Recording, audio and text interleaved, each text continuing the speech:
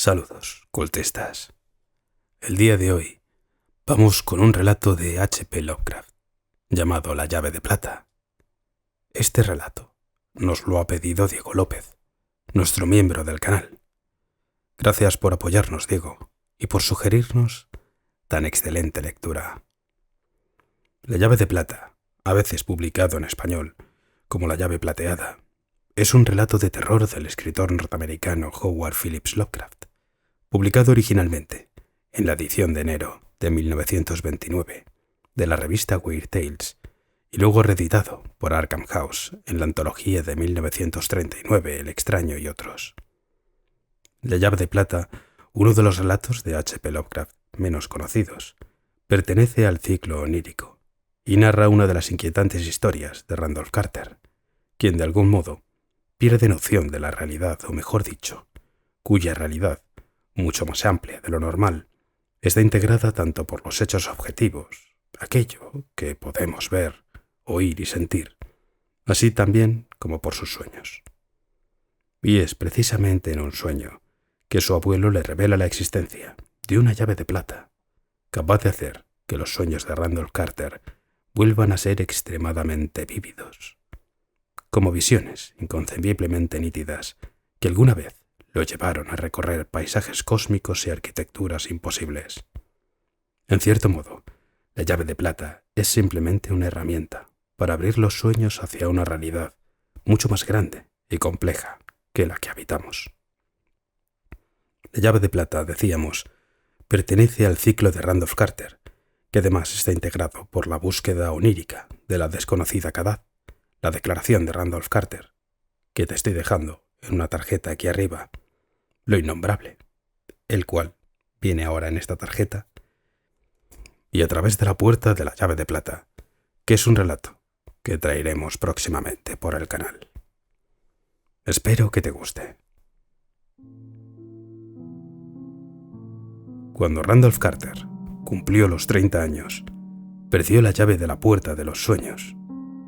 Anteriormente, había compaginado la insulsez de la vida cotidiana con excursiones nocturnas a extrañas y antiguas ciudades situadas más allá del espacio y hermosas e increíbles regiones de unas tierras a las que se llega cruzando mares etéreos. Pero al alcanzar la edad madura, sintió que iba perdiendo, poco a poco, esta capacidad de evasión, hasta que finalmente le desapareció por completo. Ya no pudieron hacerse a la mar sus galeras para remontar el río Ucranos hasta más allá de las doradas agujas del campanario de Thran, ni vagar sus caravanas de elefantes a través de las fragantes selvas de Cled, donde duermen bajo la luna, hermosos e inalterables, unos palacios de veteadas columnas de marfil. Había leído mucho acerca de cosas reales y había hablado con demasiada gente. Los filósofos, con su mejor intención, le habían enseñado a mirar las cosas en sus mutuas relaciones lógicas y a analizar los procesos que originaban sus pensamientos y sus desvaríos. Había desaparecido el encanto y había olvidado que toda la vida no es más que un conjunto de imágenes existentes en nuestro cerebro, sin que se dé diferencia alguna entre las que nacen de las cosas reales y las engendradas por sueños, que solo tienen lugar en la intimidad, ni ningún otro motivo para considerar las unas por encima de las otras. La costumbre le había atiborrado los oídos con un respeto supersticioso por todo lo que es tangible y existe físicamente. Los sabios le habían dicho que sus ingenuas figuraciones eran insulsas y pueriles, y más absurdas aún, puesto que los soñadores se empeñan en considerarlas llenas de sentido e intención, mientras el ciego universo va dando vueltas en objeto de la nada a las cosas y de las cosas a la nada otra vez, sin preocuparse ni interesarse por la existencia ni por las súplicas de unos espíritus fugaces que brillan y se consumen como una chispa efímera en la oscuridad. Le habían encadenado a las cosas de la realidad y luego le habían explicado el funcionamiento de esas cosas hasta que todo misterio hubo desaparecido del mundo.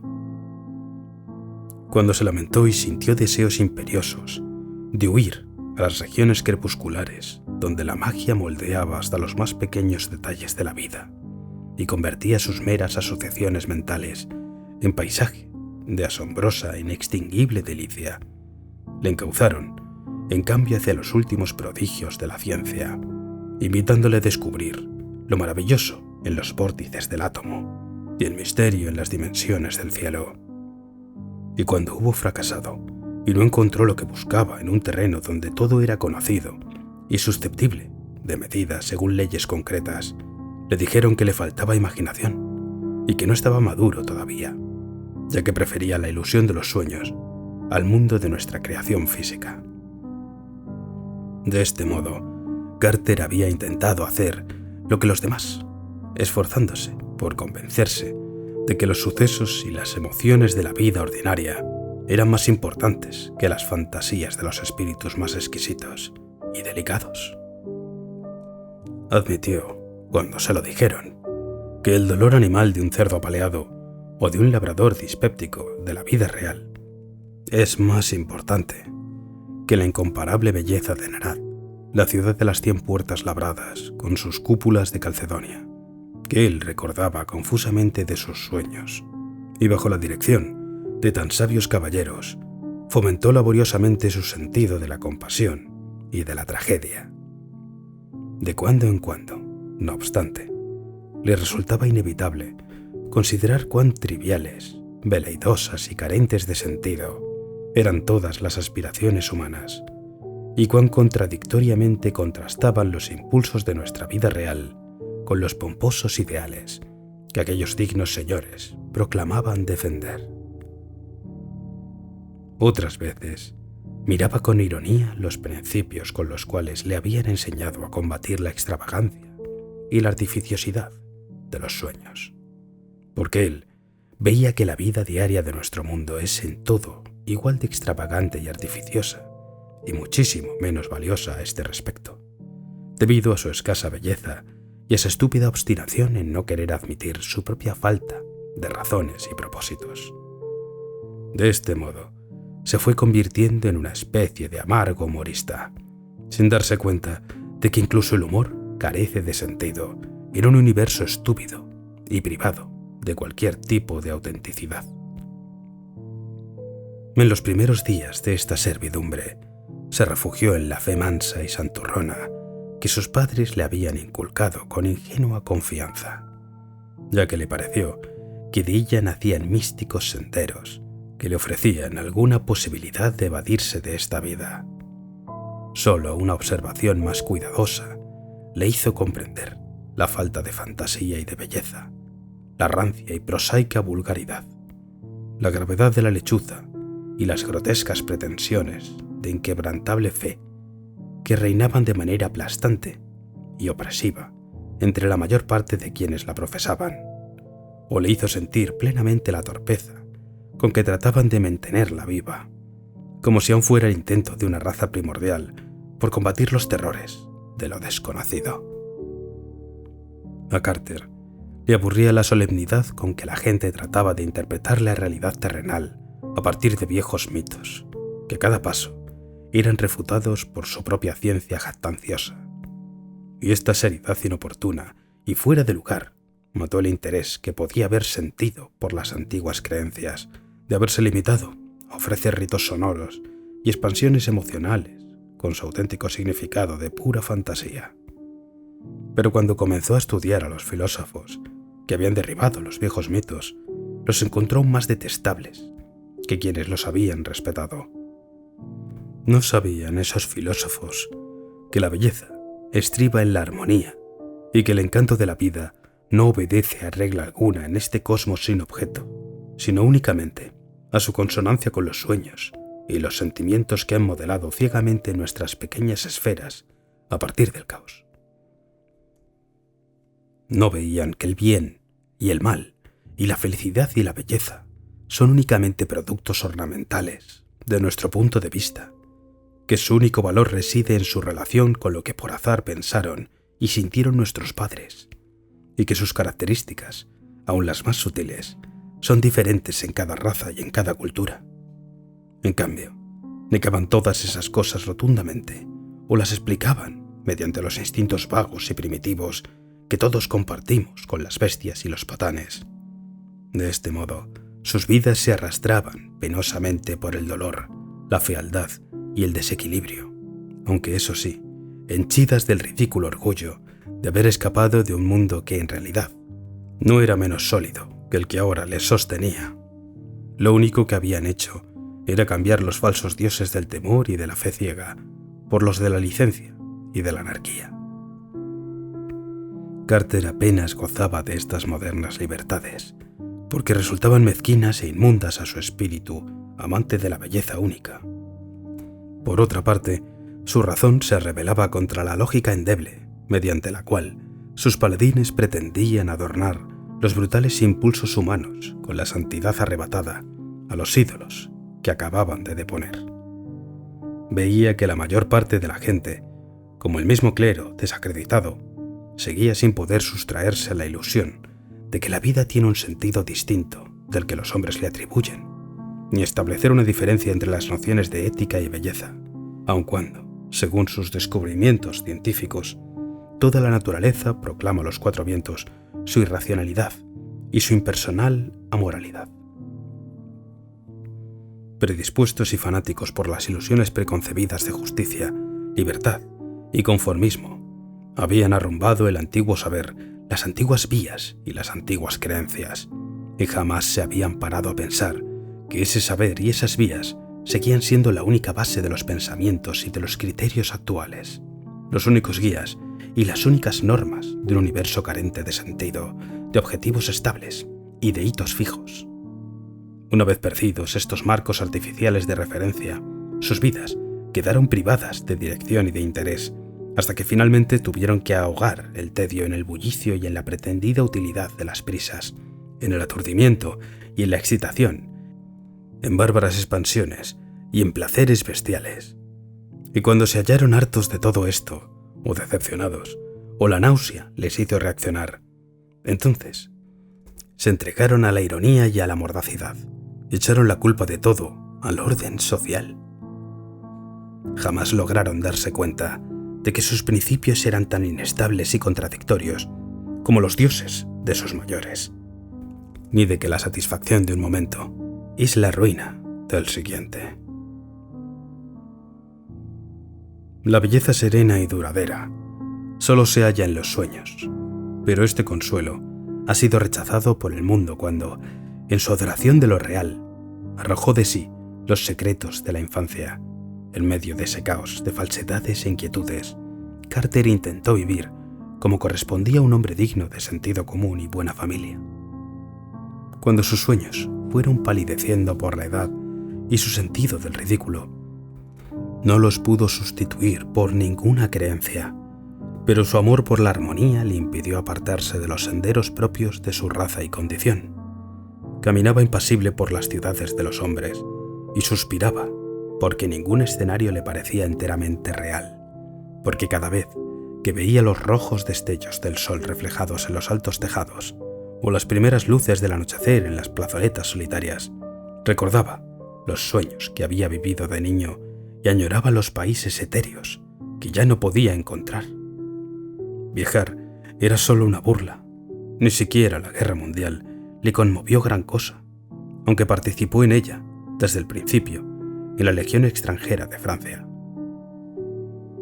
Durante cierto tiempo trató de buscar amigos, pero no tardó en darse cuenta de que todos ellos eran groseros, banales y monótonos, y demasiado apegados a las cosas terrenales. Se alegraba vagamente de no tener trato con sus familiares, porque ninguno le habría sabido comprender, excepto quizás su abuelo y su tío abuelo Christopher, pero hacía tiempo que ambos habían muerto. Entonces comenzó a escribir libros de nuevo, cosa que no hacía desde que los sueños le habían abandonado, pero tampoco encontró en ello ninguna satisfacción ni desahogo, porque sus pensamientos eran demasiado mundanos y no podía pensar en cosas hermosas como antes. Los destellos de humor irónico echaban abajo los alminares fantasmales que su imaginación erigía, y su terrenal aversión por todo lo inverosímil marchitaba las flores más delicadas y fascinantes de sus maravillosos jardines.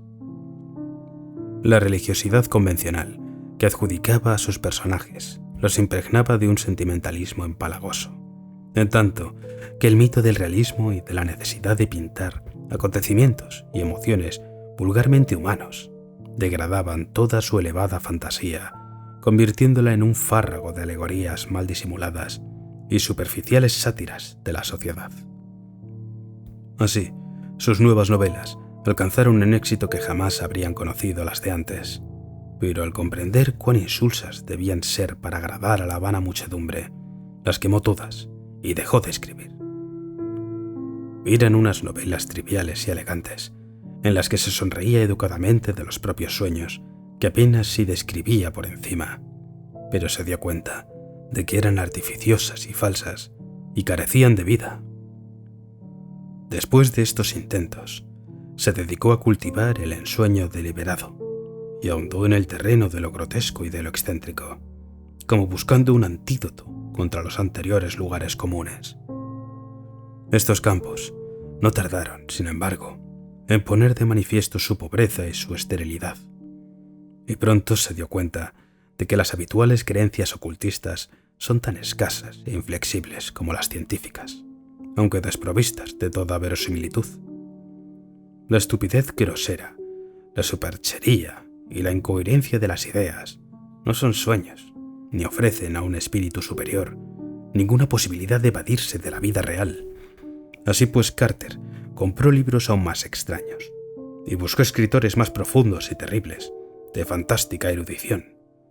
Se sumergió en los arcanos menos estudiados de la conciencia, ahondó en los profundos secretos de la vida, de la leyenda y de la remota antigüedad, y aprendió cosas que le dejaron marcado para siempre. Decidió vivir a su modo y amuebló su casa de Boston, de forma que pudiera armonizar con sus cambios de humor. Consagró una habitación a cada uno de ellos y las pintó con los colores adecuados, disponiendo en ellas los libros convenientes y dotándolas de objetos y aparatos que le proporcionasen las sensaciones requeridas en cuanto a luz, calor, sonidos, sabores y aromas.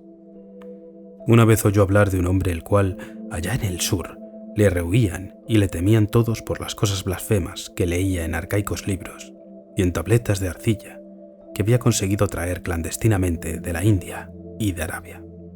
Y fue a visitarlo, y vivió con él, y compartió sus estudios durante 7 años, basta que una noche le sorprendió el horror en un viejo cementerio desconocido, del que, de los 2 que habían entrado, solo uno regresó. Entonces volvió a Arkham, la ciudad terrible y embrujada de Nueva Inglaterra, donde habían vivido sus antepasados, y allí hizo experiencias en la oscuridad, entre sauces venerables y ruinosos tejados, que le hicieron sellar para siempre ciertas páginas del diario de uno de sus predecesores, de una mentalidad excepcionalmente tenebrosa. Pero estos horrores solo le llevaron hasta los límites de la realidad, y no pudiendo traspasarlos, no llegó a la auténtica región de los sueños por la que él había vagado durante su juventud. De este modo, cuando cumplió los 50 años, perdió toda esperanza de paz o de felicidad, en un mundo demasiado atareado para percibir la belleza y demasiado intelectual para tolerar los sueños. Habiendo comprendido al fin la fatalidad de todas las cosas reales, Carter pasó sus días en soledad, recordando con añoranza los sueños perdidos de su juventud. Consideró que era una estupidez seguir viviendo de esa manera, y por mediación de un sudamericano, conocido suyo, consiguió una poción muy singular, capaz de sumirle sin sufrimiento en el olvido de la muerte. La desidia y la fuerza de la costumbre, no obstante, le hicieron aplazar esta decisión, y siguió languideciendo sin resolverse a poner fin a su vida y vagando por el mundo de sus recuerdos. Quitó las extrañas colgaduras de las paredes y volvió a arreglar la casa como en sus primeros años de juventud. Repuso las cortinas purpúreas, los muebles victorianos y todo lo demás. Con el paso del tiempo, casi llegó a alegrarse de haber diferido su determinación, ya que sus recuerdos de juventud y su ruptura con el mundo hicieron que la vida y sus sofisterías le pareciesen muy distantes e irreales, tanto más cuanto que a ello se añadió un toque de magia y esperanza que ahora empezaba a deslizarse en sus descansos nocturnos. Durante años, en sus noches de ensueño, solo había visto los reflejos deformados de las cosas cotidianas, tal como las veían los más vulgares soñadores, pero ahora comenzaba a vislumbrar de nuevo el resplandor de un mundo extraño y fantástico, de una naturaleza confusa, aunque pavorosamente inminente, que adoptaba la forma de escenas nítidas de sus tiempos de niñez, y le hacía recordar hechos y cosas intrascendentes, largo tiempo olvidados. A menudo se despertaba llamando a su madre y a su abuelo, cuando hacía ya un cuarto de siglo que ambos descansaban en sus tumbas. Luego, una noche, su abuelo le recordó la llave, aquel sabio, de cabeza encanecida, con la misma apariencia de vida que en sus buenos tiempos. Le habló larga y seriamente de su rancia estirpe y de las extrañas visiones que habían tenido aquellos hombres refinados y sensibles que eran sus antepasados. Le habló del cruzado de ojos llameantes y de los crueles secretos que éste aprendió de los sarracenos durante el tiempo que lo tuvieron en cautiverio, del primer Sir Randolph Carter, que estudió artes mágicas en tiempos de la reina Isabel. Asimismo, le habló de Edmund Carter, que estuvo a punto de ser ahorcado con las brujas de la ciudad de Salem, y que había guardado en una caja una gran llave de plata que había recibido de manos de sus mayores. Antes que Carter despertara, su etéreo visitante le dijo dónde encontraría la caja y que se trataba de un cofrecillo de prodigiosa antigüedad, cuya tosca tapa, tallada en madera de roble, no había abierto mano alguna desde hacía ya 200 años. Entre el polvo y las sombras del desván lo encontró, remoto y olvidado, en el último cajón de una enorme cómoda. El cofrecillo era como de un pie cuadrado y tenía unos bajorrelieves góticos tan tenebrosos que no se extrañó de que nadie se hubiera atrevido a abrirlo desde los tiempos de Edmund Carter. No sonó nada dentro al sacudirlo, pero despidió místicos perfumes de especias olvidadas. Lo de que contenía una llave no era, sin duda alguna, más que una oscura leyenda. Ni siquiera el padre de Randolph Carter había sabido nunca que existiese tal cofrecillo. Estaba reforzado con tiras de hierro rumbroso y no parecía haber medio alguno de abrir su imponente cerradura. Carter tenía el vago presentimiento de que dentro encontraría la llave de la perdida puerta de los sueños, pero su abuelo no le había dicho una sola palabra de cómo y dónde usarla. Un viejo criado suyo forzó la tapa esculpida y al hacerlo, las horribles caras le miraron desde la madera ennegrecida. En el interior, un pergamino descolorido envolvía una enorme llave de plata deslustrada, labrada con misteriosos arabescos, pero no había allí explicación legible de ninguna clase. El pergamino era voluminoso y estaba cubierto de extraños jeroglíficos pertenecientes a una lengua desconocida, trazados con un antiguo junco. Carter reconoció en ellos los mismos caracteres que había visto en cierto rollo de papiro que perteneciera al terrible sabio del sur, el que desapareció una noche en determinado cementerio de remota antigüedad.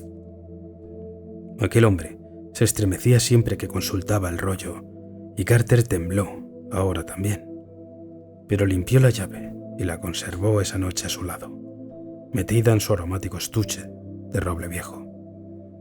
Entretanto, sus sueños se fueron haciendo más vívidos, y aunque en ellos no aparecía ninguna de aquellas extrañas ciudades, ni los increíbles jardines de sus viejos tiempos, fueron adquiriendo un significado definido, cuya finalidad no dejaba lugar a dudas.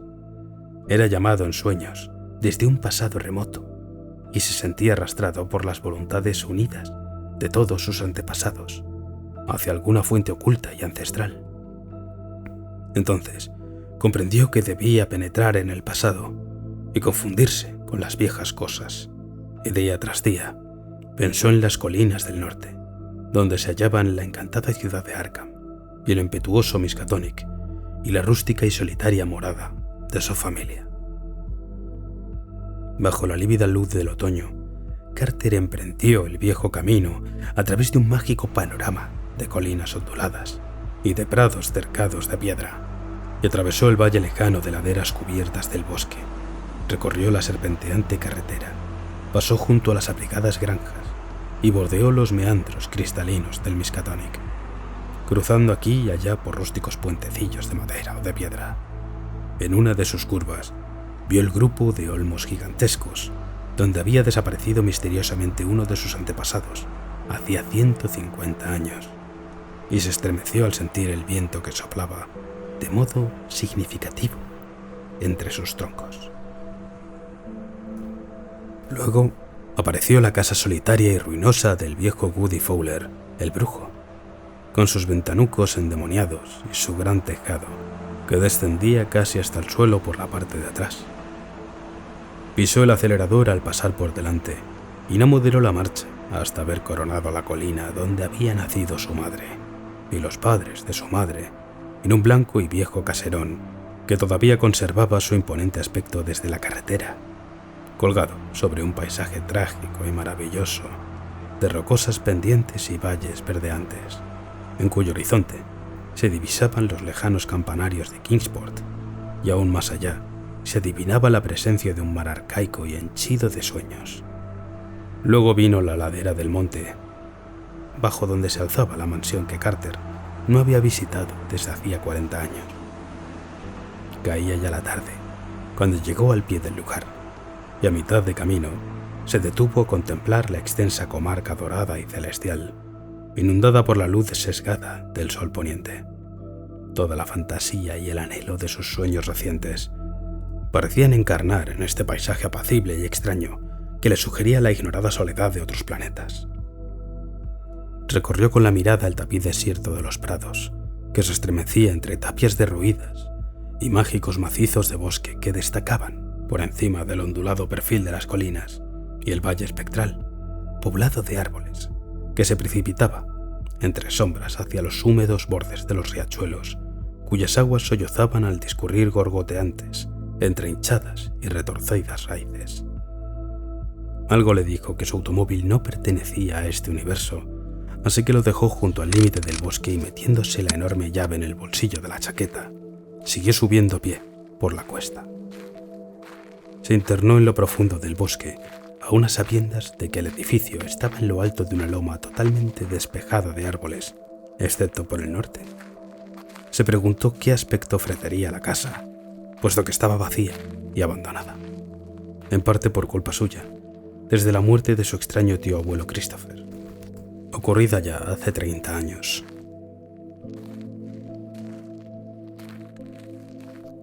Durante su niñez, había pasado largas temporadas allí y había descubierto extrañas maravillas en los bosques que se extendían al otro lado del huerto.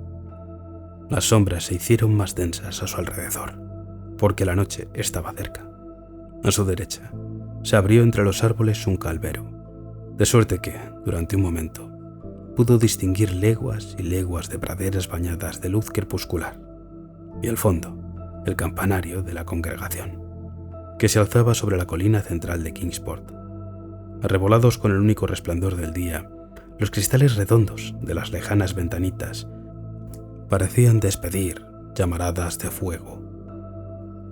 Sin embargo, al sumergirse de nuevo en las sombras, recordó de pronto, con un sobresalto, que esta visión fugaz no podía proceder sino de algún trasfondo de su memoria infantil, ya que hacía mucho tiempo que la iglesia había sido derruida para construir en su lugar el hospital de la congregación. Había leído la noticia con interés, ya que el periódico hablaba además de las extrañas galerías o pasadizos que se habían encontrado en la roca bajo sus cimientos. A través de su confusión, le pareció oír una voz aflautada, y al reconocer su acento familiar, después de tantos años, sintió un nuevo escalofrío.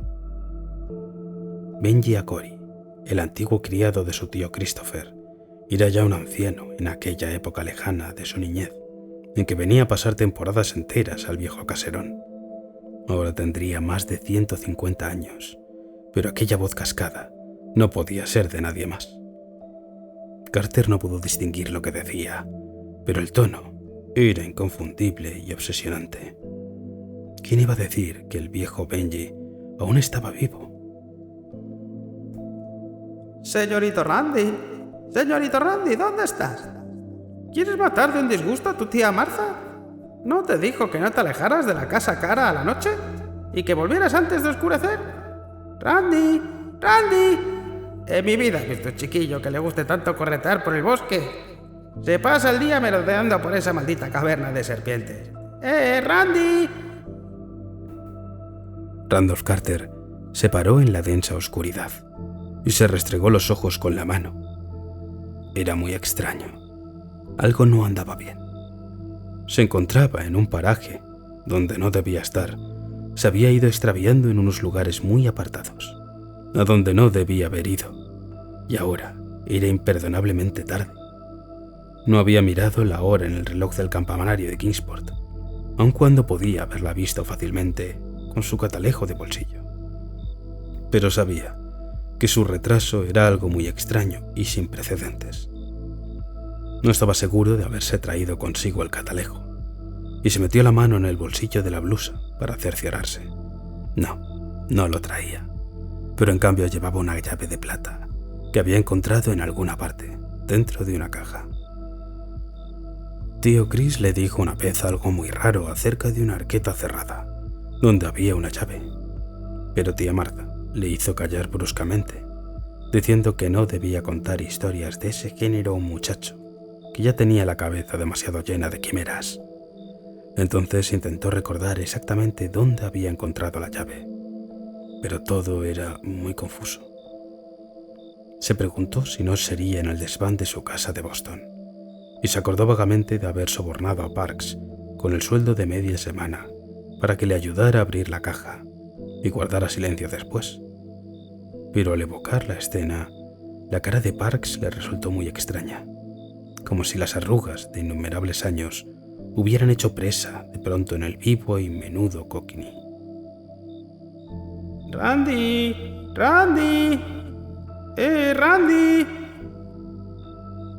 Una linterna oscilante apareció por la curva oscura, y el viejo Benji se arrojó sobre la silueta silenciosa y perpleja de Carter. ¡Maldito crío, ahí estabas tú! ¿No tienes lengua en la boca que no contestas? Hace media hora que te estoy llamando y me has tenido que oír hace rato. ¿Es que no sabes que tu tía Martha está la mar de preocupada por tu culpa? Espera y verás cuando se lo diga a tu tío Chris. Deberías saber que estos bosques no son lugar para propósito para andar por ahí a estas horas. Te puedes tropezar con cosas malas, de las que nada bueno puedes esperar. O mi abuelo sabía muy bien antes que yo. Vamos, señorito Randy, o Hannah no nos guardará la cena. De este modo, Carter se vio arrastrado cuesta arriba, hacia donde brillaban fascinantes las estrellas a través de los altos ramajes otoñales, y oyeron ladrar a los perros, y vieron la luz amarillenta de las ventanas tras la última revuelta del camino, y contemplaron el parpadeo de las Pléyades por encima del calverío donde se erguía un gran tejado negro contra el agonizante crepúsculo de poniente.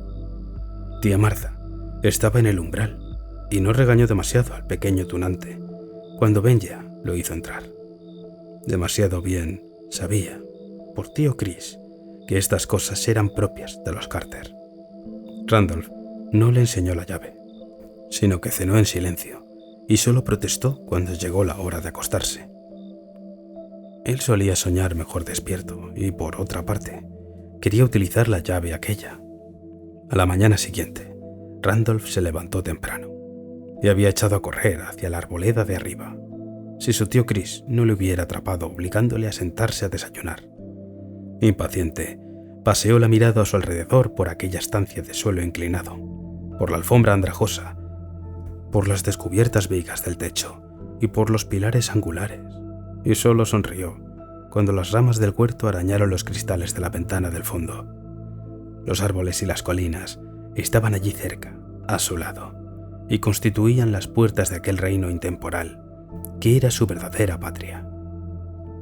Luego, cuando le dejaron libre, se tentó el bolsillo de la blusa para ver si tenía la llave y al ver que sí, cruzó el huerto y echó hacia arriba, por donde el monte se elevaba hasta por encima del calvero. El suelo del bosque estaba tapizado de musgo y de misterio. Los grandes peñascos cubiertos de líquenes se erguían vagamente bajo la luz difusa como enormes monolitos druidas entre los troncos inmensos y retorcidos de un bosque sagrado. A mitad de su ascenso, Randolph cruzó un torrente cuyas cascadas, un poco más abajo, cantaban misteriosos sortilegios a los faunos escondidos, o a los egipanes y a las dríadas. Luego llegó una extraña cueva que se abría en la falda del monte, a la temible caverna de las serpientes, que la gente del campo solía rehuir y de la que pretendía mantenerle alejado Benja. La cueva era profunda, más profunda de lo que cualquiera habría sospechado, porque Randolph había descubierto una hendidura en el rincón más profundo y oscuro que daba acceso a otra gruta más grande aún, a un espacio secreto y sepulcral cuyas graníticas paredes daban la impresión de haber sido trabajadas por un ser inteligente. Esta vez entró reptando, como en las demás ocasiones, y alumbrándose con las cerillas que había cogido del cuarto de estar, y se deslizó por la grieta del final con una ansiedad inexplicable para sí mismo. No sabía por qué razón se aproximó a la pared del fondo con tanta resolución, ni por qué sacó instintivamente la gran llave de plata, pero siguió adelante, y cuando aquella noche regresó excitado a casa, no dio ninguna explicación por su tardanza, ni prestó la más mínima atención a la regañina que se ganó por haber ignorado totalmente la llamada de cuerno que anunciaba la comida de mediodía. Hoy coinciden todos los parientes lejanos de Randolph Carter en que, cuando éste tenía 10 años, ocurrió algo que despertó su imaginación. Su primo, Ernest B. Aspinwall de Chicago, es 10 años mayor que él, y le recuerda muy bien el cambio operado en el muchacho después de otoño de 1883. Randolph había contemplado paisajes fantásticos como nadie los ha contemplado en la vida, pero más extraños aún eran algunos de los poderes que mostró en relación con cosas muy reales. Parecía, en suma, haber adquirido el don singular de la profecía, y a veces reaccionaba de un modo extraño ante cosas que, pese a carecer totalmente de importancia en aquel momento, justificaban más tarde sus singulares actitudes. En el curso de los decenios subsiguientes, a medida que se inscribían nuevos inventos, nuevos nombres y nuevos acontecimientos en el libro de la historia, la gente podía recordar sorprendida cómo Carter se había referido años antes a cosas que de algún modo, pero inequívocamente, se relacionaban con ellos.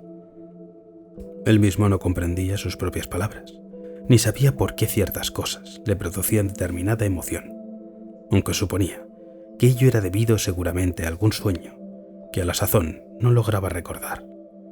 A principios de 1897, cuando cierto viajero mencionó el pueblo francés de Belleuil-en-Saintonge, se puso pálido y sus amigos lo recordaron después porque en 1916, durante la Guerra Mundial, recibió en ese pueblo una herida que estuvo a punto de costarle la vida. Los parientes de Carter hablan a menudo de todo esto, porque él ha desaparecido recientemente. Su viejo criado, el menudo Parks, que durante muchos años había soportado con paciencia sus extravagancias, fue el último que le vio aquella mañana, en que cogió el coche y se fue con una llave que acababa de encontrar. Parks le había ayudado a sacar la llave del antiguo cofrecillo que la contenía, y se sentía singularmente impresionado por los grotescos relieves que adornaban dicha arqueta y por alguna otra causa que no le era posible referir. Cuando Carter se marchó, dejó dicho que iba a los alrededores de Arkham a visitar la comarca de sus antepasados. A mitad de la cuesta del Monte del Olmo, por la carretera que va hacia las ruinas de la morada solariega de los Carter, encontraron el coche cuidadosamente aparcado en la cuneta. Dentro, encontraron un cofrecillo de aromática madera, adornado con unos relieves que llenaron de pavor a los campesinos que dieron con el vehículo. Este cofrecillo contenía tan solo un pergamino, cuyos caracteres no pudieron descifrar ni lingüistas ni paleógrafos. La lluvia había borrado las huellas de sus pasos, pero parece que la policía de Boston podría haber dicho mucho sobre el desorden que reinaba entre las vigas derrumbadas de la mansión de los Carter. Era, según dijeron, como si alguien hubiera andado revolviendo entre las ruinas recientemente. Encontraron algo más allá, un pañuelo blanco de bolsillo entre las rocas del bosque, pero no pudieron demostrar que pertenecía al desaparecido. Entre los herederos de Randolph Carter se habla de repartir sus bienes, pero yo pienso oponerme firmemente a ello, porque no creo que haya muerto. Existen repliegues en el tiempo y en el espacio, en la fantasía y en la realidad, que solo un soñador puede adivinar. Y por lo que sé de Carter, creo que lo que ha sucedido es que ha descubierto un medio de atravesar estos nebulosos laberintos. Si volverá o no alguna vez es cosa que no puedo afirmar. Él buscaba las perdidas regiones de sus sueños y sentía nostalgia por los días de su niñez. Después encontró una llave y me inclino a creer que logró utilizarla para sus extraños fines. Se lo preguntaré cuando le vea, porque espero encontrarlo en cierta ciudad soñada que ambos solíamos frecuentar. Se dice en Ulthar, comarca que se extiende al otro lado del río Sky, que un nuevo rey ocupa el trono de ópalo de Ilekbad, la ciudad fabulosa de infinitos torreones que se asienta en lo alto de los acantilados de cristal que dominan ese mar crepuscular, donde los Norri, seres barbudos con aletas natatorias, constituyen sus singulares laberintos, y creo que sé cómo interpretar este rumor. Ciertamente, espero con impaciencia el momento de contemplar esa gran llave de plata, porque en sus misteriosos y arabescos pueden estar simbolizados todos los designios y secretos de un cosmos ciegamente impersonal.